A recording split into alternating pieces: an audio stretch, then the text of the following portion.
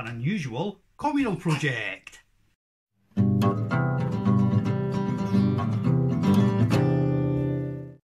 Hello, it is me, the Invertabarian, and if you recall, in a previous video I mentioned that I was planning an unusual communal project. Now, in a rather bizarre turn of events, this is the same project but with different... it doesn't make any sense. It makes sense to me. I was going to be buying a communal setup off somebody else, but the opportunity to create exactly the same communal setup came my way after I was tagged in a post on Facebook. So this is the same concept. It's the same creatures co-inhabiting. It's just not the ones I was originally speaking of in the other video. So all will make sense hopefully when you watch it. Please do enjoy this little communal setup. Okay, so this is a 30 centimeter Komodo cubed tank, and in here lives my Scorpio Maurus. This was the one picked up from the Southern Invert show. These are also known as large clawed scorpions or the Israeli gold scorpion.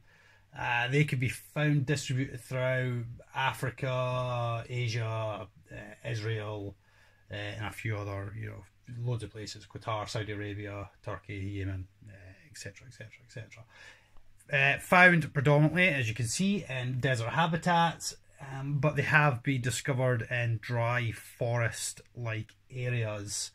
They're a burrowing species, so they can burrow into different types of substrates, but generally like it warm, and yeah, if need be, they will hibernate during colder winter periods. Sting wise, I don't know, because fortunately I've not encountered one, but from my reading, it's mild. It's going to be painful, but relatively harmless. A lot of scorpions of this type will use their claws before using their stinger. But anyway, this is his or her enclosure, but we're going to be making a few little changes to this. So let's first of all get him / her out of there and then see just exactly what we're going to be doing. So we'll do, obviously just for safety reasons, we'll just get Scorpion into there, and wee man is having some form of a tantrum. As you can see, she is in this little tub. We'll pop a lid on it and let the fun begin. This is the current setup for the Scorpio Maurus, the Israeli gold or large clawed scorpion. So let's pop the lid on, and then with a bit of magic, oh, look at that, that's magic. And ta-da! Let's get this lid off. Let's see what's happening here. Oh, now what is going on in here? Now, why oh why would I have done this, I do wonder. Okay, so the first thing we're going to do is reintroduce our Scorpio Maurus back into the new enclosure. Let's do that first and foremost. Okay, so in we go. In you go. Oh, and wee man wants to see what's going on. There we go. In goes. Down there. Head's down there, isn't it? Can you see it? I see it down there. Where'd you see it? There. You see it there. Are you trying to film as well as Daddy? Well done, dude. Awesome job. Okay, so we've got the scorpion back in. It's down there, and you're probably wondering why exactly I've added in these extra pieces of decorations. Well, that is for this new project we are going to be doing, and we are introducing a new inhabitant into here. Now, you're probably wondering, what on earth would co-inhabit with a scorpion? Let us take a look. So going in to live with our scorpion is this little inhabitant. Now, if you've been watching Predator Prey online, you might be familiar with these, or perhaps you might be familiar with them anyway. So this is most commonly known as the blue death feigning beetle. The reason they're called that is because they feign death when threatened or startled, and it's a defense mechanism. They're also known as the desert ironclad beetle. As you can see, they're beautiful kind of bluey grey in colour. These are mostly found throughout the Sonoran Desert in the southwest United States. They're a species of darkling beetle and they are just absolutely awesome. And what I've recently found out on 2 separate occasions is these little ones can and have been seen in the wild, in their natural environment, to co-inhabit with desert scorpions. These obviously are desert creatures themselves, as mentioned, mostly coming from the Sonoran Desert. So yeah, pretty awesome. They're sort of rapidly becoming more identified in the hobby because they're relatively easy to keep, I do believe. This one came into my care because somebody very local, their scorpion passed away, who this little beetle lived with, and she felt that this little beetle was just kind of left on its own in a big tank. So I was tagged in a post on Facebook, and long story short, here he is, or she. So you, my little friend, are going to go and live.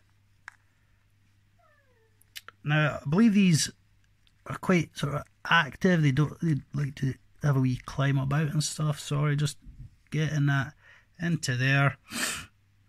And yeah, one of my friends, a very knowledgeable scorpion expert, has told me that these have been seen sharing burrows in their natural environment. The blue coloration is actually due to a wax that's secreted through their bodies, which prevents them losing moisture out in the desert environment. So yeah, they're waxy beetles, and yeah, just absolutely awesome. So there we go, little unusual communal project, and obviously I will keep you posted as to how this works out. Hopefully we'll get more. It's just awesome. It's just absolutely awesome. So there we have it. This will go back onto its place just over on top of the Viv over there, just where that little gap is. I'll show you that at the end. But in case you're wondering what I was harping on about at the beginning, I was given the opportunity. The first time I'd heard about this co-inhabit setup was a friend of mine, a scorpion keeper. He has offered me a desert species of scorpion who co-inhabits with 2 blue death-fearing beetles. As I think I mentioned, he does alternate them between different tanks. It's a bit of a clean-up crew, but otherwise he just keeps them in.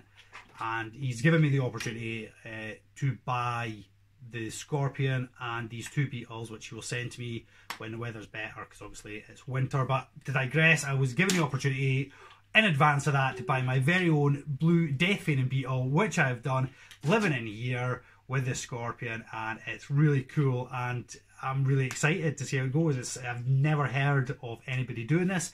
Perhaps you've heard of people doing this. I don't know. If you have, let me know. If it's something you think you might try yourself, again, let me know. If I've inspired you to do so, that would be awesome. That'd be really cool. And otherwise, I will keep you posted how this goes. So there's the tank back where it belongs, and we have put that lovely display book up on the top there. I think it looks quite nice sitting there, especially with the corvid little skull statue. I think it's fairly safe to say that my camel spider will not be molting. It appears to be very dehydrated and dry looking. I don't think that's going to be a success, but this is going to be awesome, and I'm looking forward to replicating this with the other scorpion and beetles and creating a setup and designing a setup, and I absolutely love it. It's part of what I really enjoy doing. So yeah, that's really cool. I hope you've really enjoyed that little project. As I say, I will let you know if you're thinking of doing it yourself. Please do let me know if you think it's been interesting.